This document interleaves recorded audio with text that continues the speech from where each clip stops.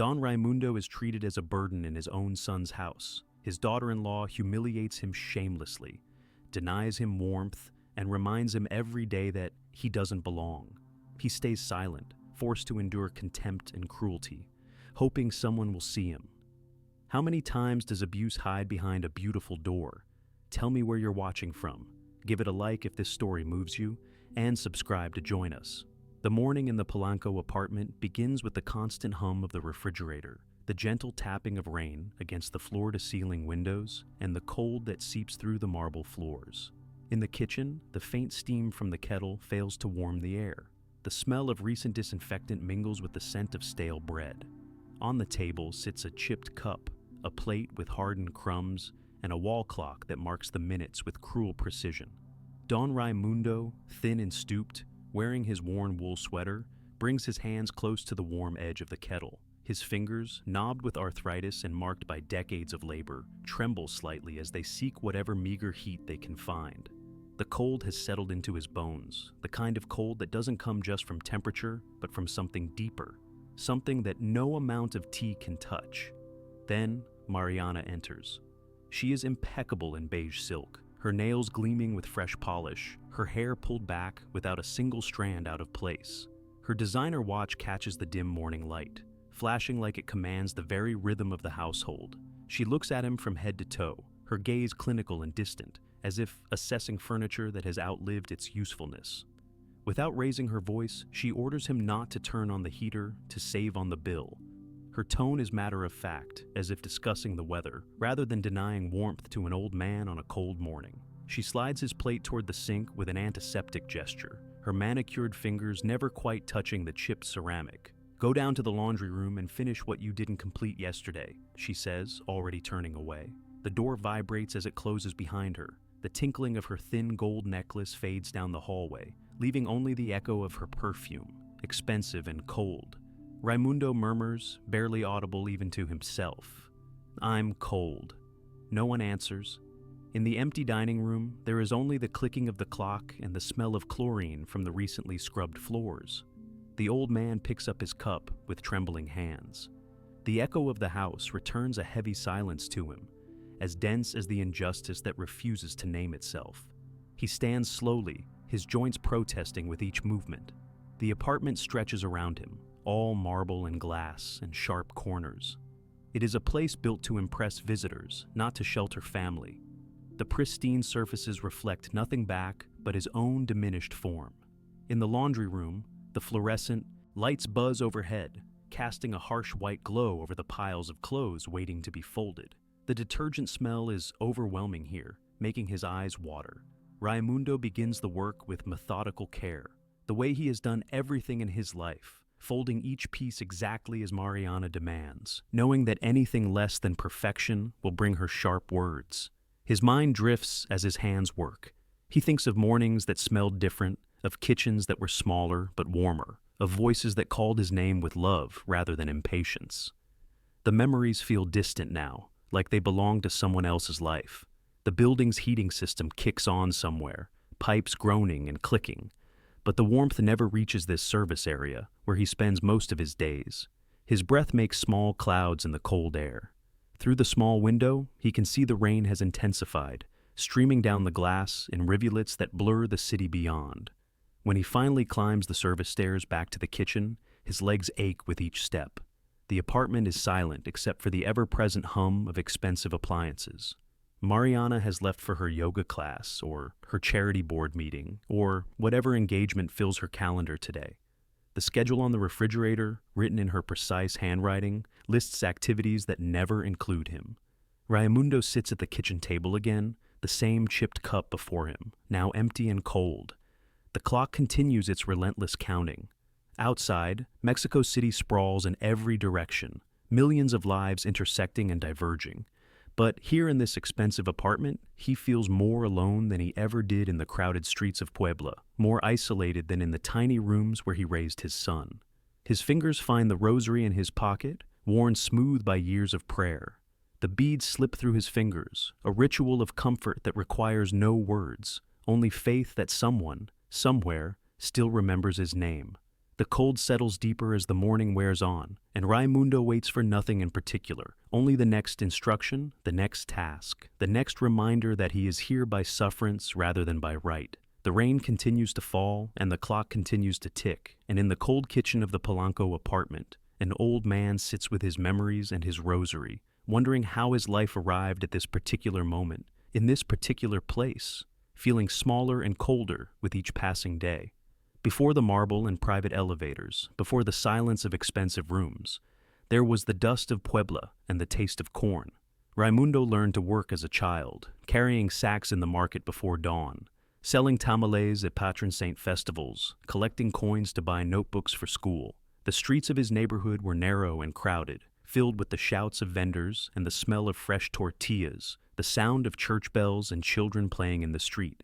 When Elena came into his life, small and fierce and beautiful, he promised her a future better than the one they knew.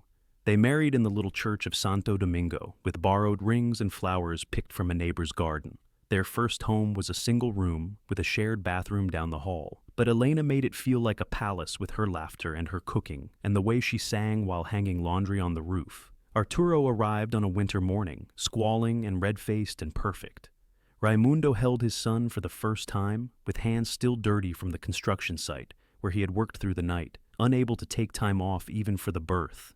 He made a promise then, whispered into the baby's downy head, that this child would have opportunities he never had, would study and rise, and never know the ache of an empty stomach, or the shame of unpaid debts. When Elena left too soon, her heart giving out one ordinary Tuesday afternoon, while making mole in their tiny kitchen, Raimundo thought the world had ended. She was 32. Arturo was 8. The funeral was crowded with neighbors who brought food and prayers and stayed through the night, keeping vigil the way their community always had, surrounding grief with presence.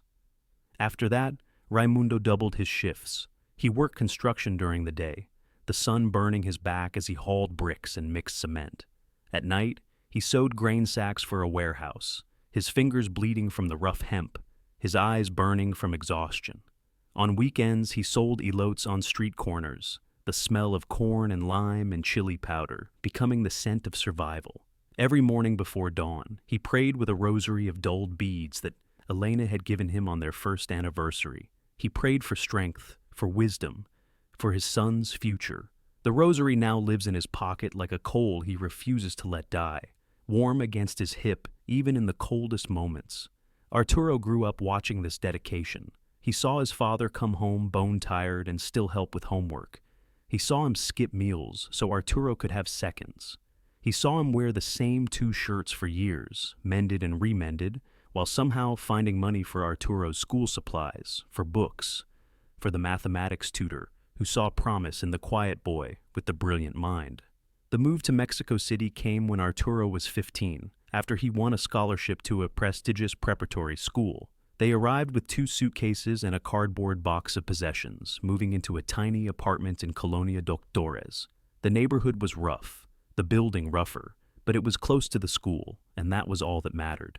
Raimundo found work on construction sites across the city, learning the bus routes and metro lines, leaving before sunrise and returning after dark. He made friends with other workers from Puebla, Oaxaca, Michoacán, men who carried their home states in their accents and their recipes and their memories. They shared meals on job sites, comparing stories of the children they were working to support, the futures they were building with their calloused hands. On Sundays, Raimundo and Arturo would walk through Alameda Central or Chapultepec, the only luxury they allowed themselves. Raimundo would buy his son a helado from a vendor, and they would sit on a bench, the old man listening as the boy talked about his studies, his dreams of studying engineering, of building something that mattered. There is a photograph from those years, creased and faded now, that Raimundo keeps in his wallet. It shows Arturo at 16, wearing his school uniform, holding a tray of pan dulce he had bought with money from his first tutoring job. They are standing in front of their building in Doctores, and Arturo is smiling with pride at being able to contribute. Raimundo's pride shines brighter than the sun in that photo. The years that followed brought scholarships and late nights, Arturo's genius with computers and systems blooming in ways Raimundo could barely understand. He watched his son graduate from UNAM, then start a small tech company with two classmates in a borrowed office. He watched that company grow, bringing in contracts, hiring employees, making news in business magazines. When Arturo met Mariana at a charity gala, she seemed perfect on paper, educated, polished, connected to the right families. She smiled at Raimundo during their first meeting and called him Don Raimundo with apparent respect. He wanted to trust that smile, wanted to believe his son had found someone worthy of him. The wedding was elegant and expensive, held at a hotel Raimundo could never have imagined in his Puebla days. He wore a new suit Arturo had bought him and danced with his son while mariachis played, feeling pride and joy and a small whisper of worry he couldn't quite name. In the apartment now, the only person who looks at that old photograph with any tenderness is Luz, the housekeeper. She is young, from Chiapas, sending money home to her own family. She sees in Raimundo's weathered face the echo of her own father. When Mariana is away, Luz brings him an extra blanket and whispers, "It will get better, Don Raimundo. You'll see." He wants to believe her. Despite Mariana's contempt, despite the cold and the hunger, and the small cruelties that accumulate like frost, he still believes life can turn in an instant, that the God who heard his footsteps through the dust of Puebla, who walked beside him through the grief of losing Elena, still remembers his name. The hope, though wounded, continues to breathe in the pocket where the rosary clicks softly, bead against bead, prayer against despair. The following days grow harder in ways that are difficult to name. Mariana leaves him reheated food that already smells sour, the plastic containers pulled from the back of the refrigerator where they have been forgotten. When he tries to change them for something fresher, she accuses him of being difficult and ungrateful, her voice sharp with manufactured offense. "Do you know how much food costs?" she asks, though she has never shopped for groceries herself, leaving that task to Luz or the delivery service. "In my family, we didn't waste anything." Raimundo wants to point out that in his family, they also didn't waste anything because there was nothing to waste. But he stays silent. Silence has become his refuge, his shield against her unpredictable moods. She assigns him tasks that seem designed to hurt. He must scrub the service patio until it shines, using ice-cold water and chlorine that opens cracks in his knuckles. The chemical smell makes him dizzy, but he works methodically, on his knees on the concrete, the same knees that once knelt on church floors in Puebla, now bleeding through his thin pants. His hands betray him more each day. The skin splits at the joints, small red lines that sting and weep. He tries to hide them behind his apron, wrapping them in paper towels when Mariana is near, not wanting to give her another reason to complain, another excuse to call him a burden. He loses weight. His clothes hang on his frame like they belong to someone larger. The sweater that was snug last year now slips off his shoulder. He pulls it back absently, a gesture that has become automatic. At night, alone in the small room off the kitchen that serves as his bedroom, he can hear the pipes groaning and the elevator rising and falling, bringing people home to apartments where they are wanted. Sleep comes in fragments, interrupted by cold and worry, and the echo of Mariana's voice saying things he wishes he hadn't heard. "We could place him in a home," she says on the phone one afternoon, her voice carrying through the apartment in a way she doesn't realize or doesn't care about. "One of those facilities for elderly people. They're quite nice now, really. He'd be with others his age." The word facility lodges in Raimundo's chest like a stone. He knows what those places are, has heard stories from friends in Puebla whose parents disappeared into institutional care and withered like plants without sun. The thought of it makes his breath shallow. One early morning, while praying silently at the kitchen window as dawn breaks over the city, he hears voices from Arturo's study. The door is slightly ajar, and Mariana's words drift through in broken fragments. "If he signs the transfer, property protection, better for everyone." Another voice, male and unfamiliar, responds in legal terms Raimundo doesn't fully understand. Power of attorney, assets, safeguarding the estate. The murmuring stops abruptly when footsteps approach. Raimundo pretends to be focused on his tea, his hands shaking slightly as he lifts the cup. Mariana emerges from the study, her expression smooth and pleasant, as if she had been discussing flower arrangements rather than documents that involve his name. Later that morning, he sees her slide a blue folder into a locked drawer in the credenza. The movement is casual but deliberate. When she notices Luz watching from the doorway, Mariana's smile tightens, becoming something harder and colder. "Luz, I'm changing your schedule," she says, her voice bright and false. "You'll be working mornings only from now on. The afternoon girl will handle the rest."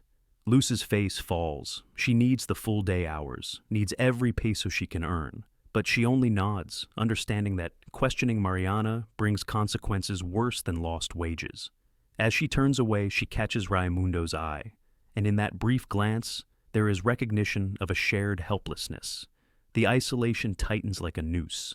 With Luz gone in the afternoons, Raimundo is alone with Mariana more often. She finds new ways to remind him of his dependence. She forgets to leave him lunch. She turns down the heating even lower, claiming the building is doing maintenance. She speaks to him less and less until whole days pass with only instructions. "Clean this. Move that. Don't touch anything." One evening, Arturo calls from Monterrey, where he is meeting with investors. Mariana hands Raimundo the phone with a warning look. "Tell him you're fine," she mouths. "Hello, son," Raimundo manages, his voice sounding thin and far away even to himself. "Papa, how are you? Is everything okay there?" Raimundo feels the weight of Mariana's stare, sees her hand resting on the counter, her fingers drumming with impatience.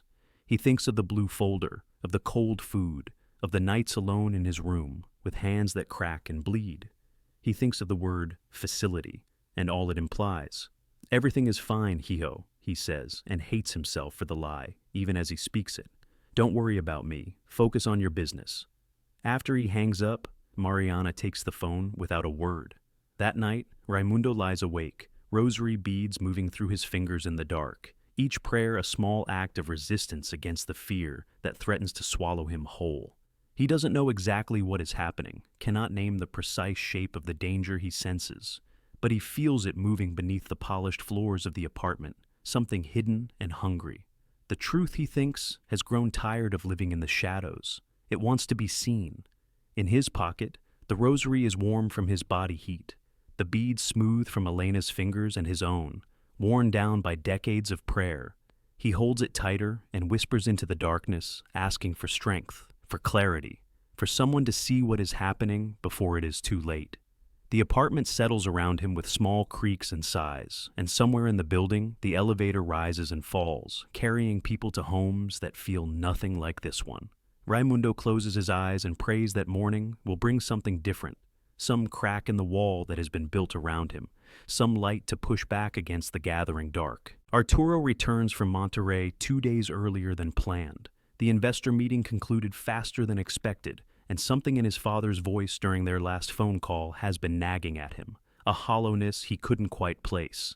He enters through the kitchen door, his suitcase still in hand, and stops. On the floor near the sink lies an overturned plate, soup congealed in a cold puddle on the marble. The chipped cup sits on its side at the table's edge, a brown ring of dried tea marking its place. The heater, which should be running on this cold morning, is nowhere to be seen. Arturo opens the cabinet, then checks behind the refrigerator, finding it unplugged and shoved into the narrow space like something shameful. From the hallway, Mariana's voice carries with that particular tone she uses when giving orders. "Don't touch anything, Luz, and make sure Don Raimundo signs these papers when the notary arrives this afternoon. I've explained everything to him already." The word notary hits Arturo like cold water. He sets down his suitcase carefully, quietly, and moves toward the voices. In the service bathroom doorway, he finds his father bent over the sink, rubbing his hands with a damp towel. The skin is cracked and bleeding at the knuckles, red and raw from chemicals. "Papa," Arturo says softly. Raimundo turns, and the relief that floods his face is immediately replaced by fear. His eyes dart toward the hallway where Mariana's heels click against the floor. "I'm cold, son," he says, and the simplicity of that statement, the quiet resignation in it, breaks something in Arturo's chest. Mariana appears in the doorway, her expression shifting from surprise to practiced warmth in the space of a heartbeat. Her perfume fills the small room, expensive and cloying. "Darling, you're home early. Why didn't you call? I would have prepared—" "What papers?" Arturo interrupts, his voice level but hard. "Papers? Oh, just some routine estate planning. Your father and I were discussing how to protect his interests, that's all. Nothing for you to worry about. She smiles, but it doesn't reach her eyes. Luz appears behind Mariana, wringing her hands. The young woman's face is tight with an internal struggle, fear warring with something stronger. When Arturo looks at her directly, she flinches, then seems to make a decision. "Senor Arturo," she begins, her voice shaking, "I need to tell you something." Mariana whirls. "Luz, that's not necessary. Go finish the laundry." "No," Luz says, louder now. "No, senora. I'm sorry, but no." The air in the hallway changes. Arturo feels it, the shift from ordinary domestic tension to something that cannot be walked back. He sees his father shrink against the bathroom counter, making himself smaller, and rage begins to build in his throat. "Tell me," he says to Luz. She does. The words spill out in a rush. The expired food served to Don Raimundo. The same reheated meals given to him day after day while fresh groceries filled the main refrigerator. The cleaning tasks with harsh chemicals and ice water. The heater kept unplugged regardless of temperature. The nights when the old man sat waiting for a cup of tea that never came, too afraid to get it himself because he'd been told not to waste electricity or make a mess.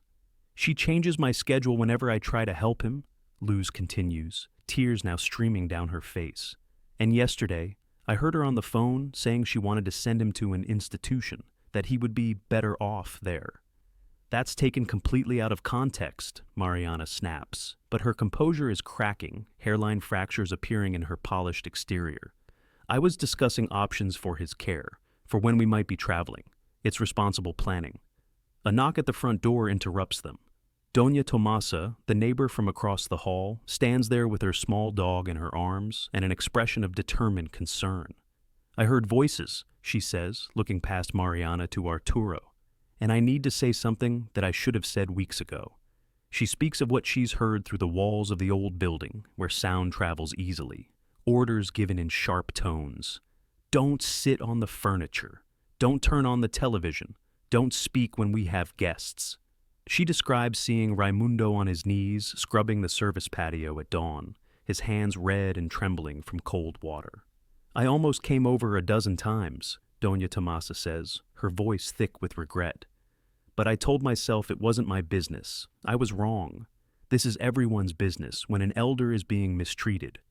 Arturo walks past Mariana, who has gone very still, into his study. She follows, protesting, but he is already at the credenza, using the key he knows she keeps in the desk drawer because he set up this furniture, bought this apartment, pays for everything in it. The blue folder contains documents drafted by a lawyer he doesn't recognize, power of attorney forms, property transfer agreements, his father's signature line blank and waiting, with a notary appointment scheduled for 3 o'clock today. "This is for protection," Mariana insists, her voice rising. "Your father is getting older. He might make mistakes with finances." "My father owns nothing that requires this kind of protection," Arturo says quietly, each word deliberate and cold. "Because I bought him the house in Puebla when my mother died. I pay his expenses. I provide his care. Or I thought I did." He looks at the documents again, then at his father standing in the doorway, shoulders hunched, hands hidden in his pockets. Raimundo meets his eyes, and Arturo sees something there he has never seen before. His father is afraid of him, or, rather, afraid of what might happen if he speaks, if he complains, if he asks for help. The realization is devastating. Arturo pulls out his phone and dials his lawyer, Licenciado Herrera. "I need you at my apartment in Polanco within the hour. Bring the building administrator and your witness notary. We have a situation that requires immediate documentation." Mariana's face pales. "Arturo, you're overreacting. Let me explain." "You'll have your chance to explain," he says, cutting her off. "In front of witnesses. Officially." He walks to his father, gently taking the old man's damaged hands in his own, seeing clearly now what he should have seen months ago. The weight loss, the exhaustion, the way his father flinches at sudden movements. "Papa," he says softly, "I'm sorry. I'm so sorry I didn't see." Raimundo's eyes fill with tears. "I didn't want to be a burden. You could never be a burden. Never." Arturo embraces his father carefully, feeling how fragile he has become. And over his shoulder he sees Mariana standing rigid in the hallway, her perfect composure finally, completely shattered. The apartment feels different now, as though a window has been opened after years of stale air. Outside, Mexico City continues its endless motion, but inside this space, something fundamental has shifted. The truth, so long hidden in shadows and silence, stands now in full light, and there is no closing the door on it again. Licenciado Herrera arrives exactly 53 minutes later, accompanied by the building administrator, Señor Vargas, and a certified notary named Licenciada Campos. They carry briefcases and tablets, the tools of documentation and witness. Arturo has arranged them in the living room under the crystal chandelier that Mariana selected during their first year of marriage. The room that usually hosts cocktail parties and business associates now serves a different purpose. The afternoon light filters through the windows, casting long shadows across the white furniture. Everything in this space is expensive and carefully curated, selected to impress rather than comfort. It feels appropriate somehow that this reckoning happens here. Mariana sits on the edge of the sofa, her posture perfect, her hands folded in her lap. She has reapplied her lipstick and smoothed her hair. The armor is back in place, but there are cracks in it that everyone can see. Arturo stands near the window, his voice calm and clear. I've asked you all here to witness and document what has been happening in this home. Licenciado Herrera will be recording this conversation for legal purposes. Everyone present consents to this recording. He nods to each person in turn. They nod back. The notary opens her tablet and begins the formal documentation. For weeks, possibly months, my father has been subjected to treatment that constitutes elder abuse, Arturo continues. I was traveling frequently for business and failed to notice the signs. That failure is mine, but the actions themselves belong to my wife, Mariana Vega de Mendoza. Mariana opens her mouth to speak, but Herrera raises a hand. You'll have your opportunity, Señora. Please let Señor Mendoza finish. Arturo walks to a laptop on the coffee table and opens a file. The building has an intercom system that records audio from the service areas for security purposes. I requested access to these recordings this morning. Señor Vargas, can you confirm that these are authentic and unedited? The administrator, a gray-haired man who has worked in this building for 20 years, nods gravely. Yes, Señor. These are pulled directly from our security system. They are time-stamped and verified. The first recording plays. Mariana's voice fills the room, sharp and imperious. I told you not to touch anything in the kitchen. Are you incapable of following simple instructions? Raimundo's response is barely audible, apologetic. She cuts him off. If you can't follow the rules, perhaps we should look into other living arrangements for you. The second recording is worse. Don't turn on the heat.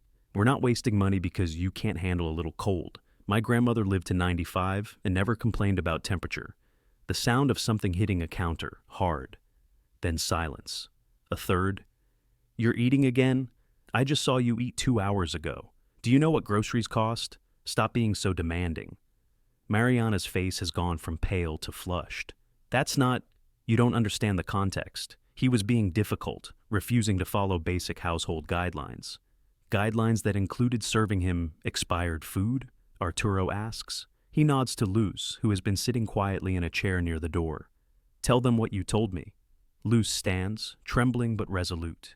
She describes the containers of old food, marked with dates from weeks prior, that Mariana would specifically designate for Don Raimundo, the fresh meals prepared for Mariana and Arturo, the scraps and leftovers for the old man, the cleaning tasks assigned with deliberate cruelty, using chemicals that burned the skin, in water so cold it left his hands bleeding. She told me if I said anything, she would report me to immigration, Luz says, her voice breaking. My papers are legal, but she said she had connections who could make trouble for my family. I was afraid, but I can't be silent anymore. What she did to Don Raimundo is wrong. Doña Tomasa adds her testimony, describing what she heard and saw from across the hall. The image she paints is damning, a pattern of systematic humiliation, of an old man treated as an inconvenience in his own son's home. Licenciada Campos, the notary, has been taking notes throughout. Señor Mendoza, have you examined the documents your wife prepared? Arturo holds up the blue folder. Power of attorney over my father's affairs, property transfer agreements, all prepared without my knowledge or consent, scheduled to be signed this afternoon. He looks at Mariana. What exactly were you planning to do once you had control of his assets? I was protecting him, she insists, but her voice lacks conviction. Protecting? All of us. Your father is elderly, he might become confused, make poor decisions. This was about safeguarding the family. My father owns one house in Puebla, which I bought for him, Arturo says. He has a monthly pension of 8,000 pesos. What exactly required this level of legal maneuvering? The silence that follows is answer enough. Licenciado Herrera leans forward. Señora Mendoza, these actions constitute elder abuse under Mexican law. The documentation we've gathered today, including the recordings and witness testimony, provides grounds for criminal charges. Additionally, there's evidence of attempted fraud in the unauthorized legal documents. Mariana's composure finally breaks completely. This is ridiculous. I'm his daughter-in-law. I was trying to help manage household affairs. You're making this into something it's not. You denied him heat in his own home, Arturo says, his voice low and hard. You fed him spoiled food. You threatened the staff to keep them silent. You plan to take legal control of what little he owns without telling me or him. Which part of this is help? Raimundo has been sitting quietly in an armchair near the window, wrapped in a blanket that Luz brought him. He speaks now, his voice soft but steady. I thought I was going crazy. I thought maybe I was being too sensitive, asking for too much. She made me feel like everything was my fault. Arturo crosses to his father and kneels beside the chair. Nothing was your fault, Papa. Nothing. He stands and faces Mariana. His voice is calm, but there's steel underneath that she has never heard before. In this house, we don't humiliate the people who gave us life. We don't abuse those who can't defend themselves. And we don't betray family. He outlines the consequences with the same methodical precision he uses in business negotiations. Mariana will leave the apartment today. The company credit cards are already deactivated.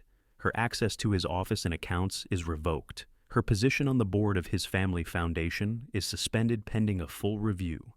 The prenuptial agreement we signed is very clear about the consequences of certain behaviors. Herrera adds, fraud, abuse, and breach of fiduciary trust all trigger specific clauses.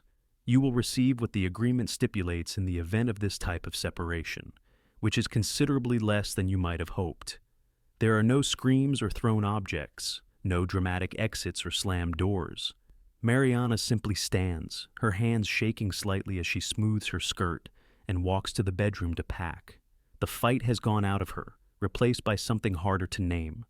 The recognition that she has miscalculated badly, and there is no argument that will undo this moment. While she packs, Arturo moves the heater back to its proper place and plugs it in. The warmth begins to fill the apartment slowly. He makes tea in the kitchen, bringing a cup to his father, with honey the way Raimundo likes it. I'm sorry, Papa, he says again. I should have seen. I should have been here. Raimundo wraps his hands around the warm cup, and for the first time in months, he sits in the main living room without fear. You're here now, he says simply. That's what matters. When Mariana emerges with 2 suitcases, Arturo hands her a folder. The building will arrange for the rest of your things to be packed and delivered. The separation agreement is inside. Read it with your own lawyer. She takes the folder without looking at him. At the door, she pauses, perhaps searching for some final word, some argument that might change the trajectory of this afternoon. But the faces looking back at her, the witnesses to her cruelty, offer no sympathy. The door closes behind her with a soft click. In the sudden quiet, the apartment seems to exhale. The tension that has lived in these walls for months releases all at once. The crystal chandelier catches the afternoon light differently, softer somehow. The white furniture no longer feels like a museum display, but simply like a room where people might live. Arturo sits beside his father, and Raimundo leans against his son's shoulder, the way he hasn't since Arturo was a child. Outside, the city continues its endless rhythm, but inside this apartment, something has fundamentally changed. The air moves differently. The space expands. For the first time in a long time, the house breathes. The days that follow bring clarity that has been missing for months. Licenciado Herrera moves with the efficiency of someone who has handled cases like this before, though he confides to Arturo that the combination of elder abuse and attempted financial fraud makes this particularly egregious. He files protective measures on Raimundo's behalf with the family court. The judge, a woman in her 60s who has seen too many cases of elder mistreatment, grants them immediately. A formal complaint is filed with the Procuraduría de Justicia documenting the pattern of abuse, the coercion of household staff, and the attempted manipulation of legal documents. The press coverage is discreet but unavoidable. Mariana has spent years cultivating her image in society pages, attending charity galas, serving on boards where wealthy women pose for photographers and discuss fundraising over champagne. That same society now watches with the particular fascination reserved for fallen pedestals. The foundation where Mariana served as publicity director issues a brief statement. Señora Vega de Mendoza has been suspended from all duties pending an internal review of recent allegations. The foundation takes seriously its commitment to protecting vulnerable populations, including the elderly. The wording is carefully neutral, but everyone who reads it understands the implication. The women who lunched with Mariana, who air-kissed her at gallery openings, suddenly have conflicts when she calls. Invitations dry up. Her social media accounts, once filled with curated images of charity work and designer outfits, go quiet. The legal process moves forward with measured deliberation. Mariana's lawyer attempts to negotiate, to characterize the events as misunderstandings and differences in household management styles.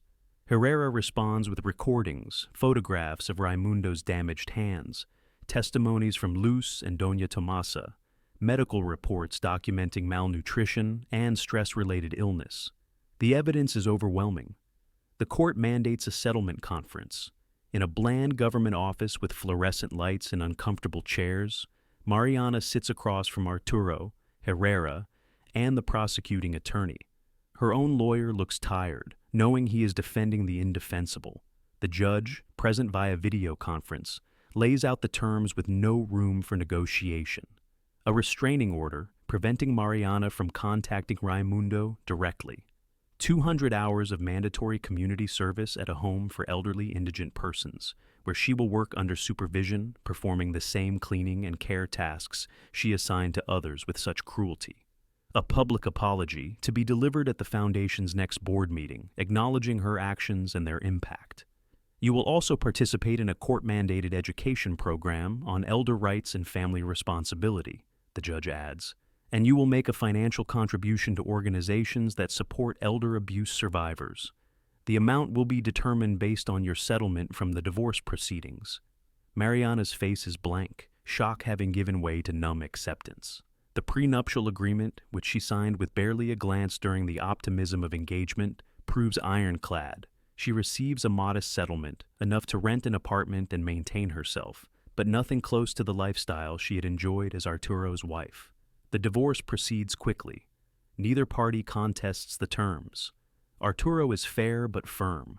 She receives what the agreement stipulates, and not 1 peso more.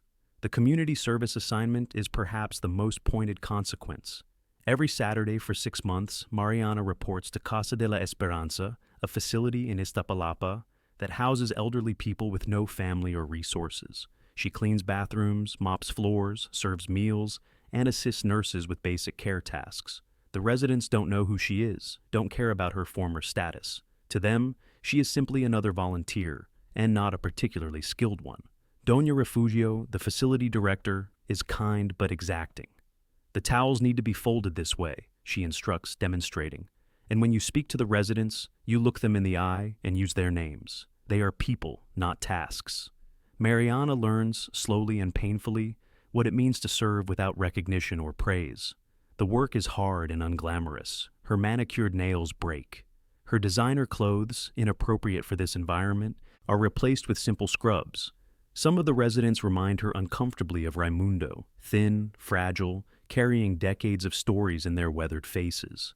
One Saturday, an old man asks her to help him write a letter to a son who hasn't visited in 3 years. As she writes his words, tears slip down her face, and she's not entirely sure why. Meanwhile, Raimundo moves with Arturo to a house in Coyoacan, in a quiet neighborhood where jacaranda trees line the streets and markets sell fresh flowers every morning. The house is smaller than the Polanco apartment, but it has a garden with pots of herbs and geraniums, and a porch where morning sun pools warm and golden. Luz comes to work here too, her full schedule restored, and she brings her bright presence and her laughter. She and Raimundo plant tomatoes together, their hands in the dark earth, healing in the work of growing things. The house has a kitchen that smells like coffee and cinnamon, where the heater stays on when it's cold and the radio plays music from Puebla. Raimundo's room has windows that face the garden and a comfortable chair where he can sit with his rosary and watch birds visit the fountain. Arturo works from home more often now. His office upstairs, but his presence constant. They eat meals together at a wooden table that bears the marks of use and family. They talk about business and memories, about Elena and the past, about plans for a small trip back to Puebla to visit old friends. One afternoon, as autumn settles over the city and the air turns crisp, Arturo finds his father on the porch, wrapped in a shawl, rosary beads moving slowly through his fingers. "Papa," he says, sitting beside him, "are you warm enough? I can bring another blanket." Raimundo smiles, the kind of smile that reaches his eyes and erases years from his face. "I'm perfect, hijo. I'm home." Arturo adjusts the shawl around his father's shoulders anyway, and they sit in comfortable silence, watching the light change in the garden. "I thought I was becoming invisible," Raimundo says quietly. "Like I didn't matter anymore. Like everything I had done, everything I had been, was just nothing." Arturo takes his father's hand, careful of the healing scars on the knuckles. "Never, Papa. What you did for me, what you sacrificed, built everything I have, everything I am. You could never be invisible. Not to me." The old man squeezes his son's hand. His rosary catches the light, beads worn smooth by prayers that have been answered in ways he couldn't have imagined during those cold mornings in Polanco. He thinks of Elena, of Puebla, of the long road that brought him here to this porch in Coyoacan, to this moment of safety and warmth. "I forgive her," he says suddenly. Arturo looks at him in surprise. "Papa, you don't have to." "I know, but I do anyway. Not for her. For me." Raimundo touches the rosary beads, feeling their familiar weight. "Bitterness is a cold thing to carry. I've been cold enough." Inside the house, Luz calls that dinner is ready. The smell of pozole drifts through the open door, rich and warm and welcoming. They stand together, father and son, and walk inside to a table set with care, to a meal shared with gratitude, to a home that remembers what family means. The lesson settles like foundation stones, simple and strong. Justice begins in the home, with how we treat those who cannot defend themselves. Dignity is not negotiable, not for money or convenience or comfort. And the measure of a family is found not in its wealth or status, but in how it protects its most vulnerable members. In Polanco, in Coyoacan, in homes across the city, this story will be told and retold, and perhaps, in the telling, someone will recognize a truth they've been avoiding, will speak up when they might have stayed silent, will choose compassion over cruelty. Because sometimes justice is not abstract or distant. Sometimes it arrives on an ordinary afternoon, through the courage of a housekeeper, the conscience of a neighbor, and the love of a son who finally opened his eyes. And sometimes that is exactly enough.